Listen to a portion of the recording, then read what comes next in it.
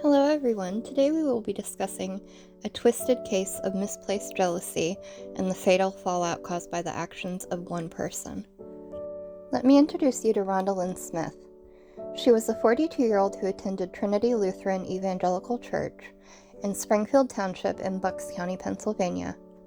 Rhonda sang in the choir and also worked as a secretary for the church. According to her father, Rhonda had sadly battled with bipolar disorder since her 20s. Rhonda was very open about her mental health struggles and even wanted to write a book to share her experiences with others. Rhonda never married or had children, but she had a very strong connection with her church family and was supported and loved by them. Now let's go to January 23, 2008, where a fellow church employee walked into a nightmarish scene. Judy Zellner arrived to clean the office and discovered the bloody body of Rhonda Smith. Rhonda was lying in a pool of blood with 2 shots to her head and a bullet graze wound to the forehead. Judy immediately called 911 and Rhonda was rushed to the hospital, but tragically later that evening she was declared brain dead and taken off of life support. Following her tragic death, police quickly spoke with her fellow church members. The pastor informed officers that Rhonda had stepped in to cover secretary duties for a few days while he was going to be away, and that he accepted her offer as he thought it would be good for her. A break in the case would come a couple months later when a local fisherman found the .38 caliber revolver that had been tossed into a local lake. He handed the weapon off to police, who conducted a forensic examination, which proved that this was the gun used to execute Rhonda. The weapon matched up with the bullet found at the scene, and fragments recovered from Rhonda's body. Later, more ammunition was found at the lake. Investigators quickly traced the gun back to a Mary Jane Fonder. They later also found that Mary had left a wig at the beauty salon where she regularly visited. She would have her wig washed and styled and her own hair cut. Investigators took her wig and tested it for gunshot residue, which it tested positive for. Who is she, you ask? A local resident and fellow member of the same church that Rhonda attended.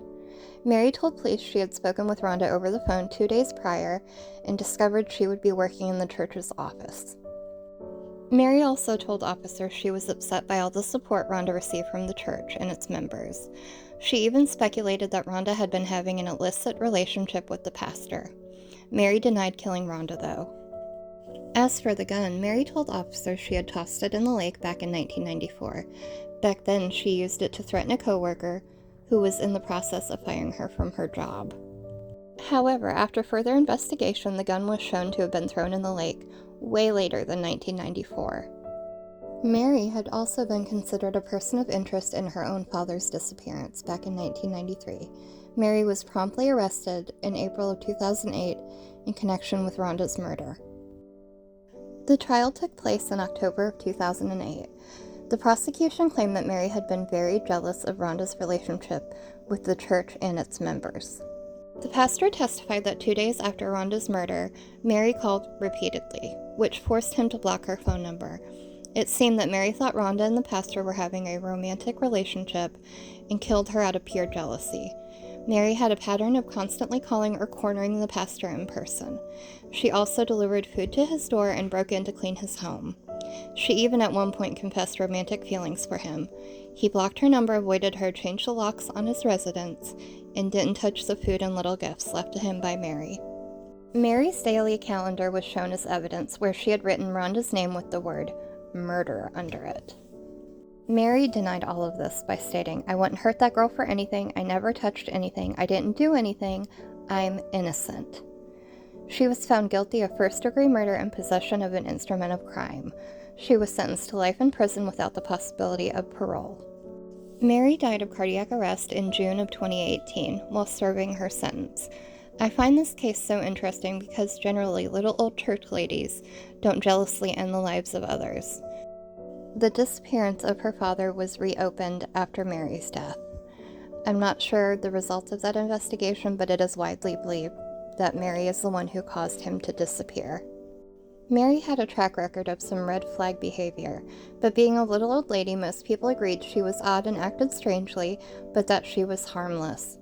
She was in fact not harmless. This case shows you that jealousy can fester and ruin so many lives, even when the jealousy was manufactured by Mary's own mind.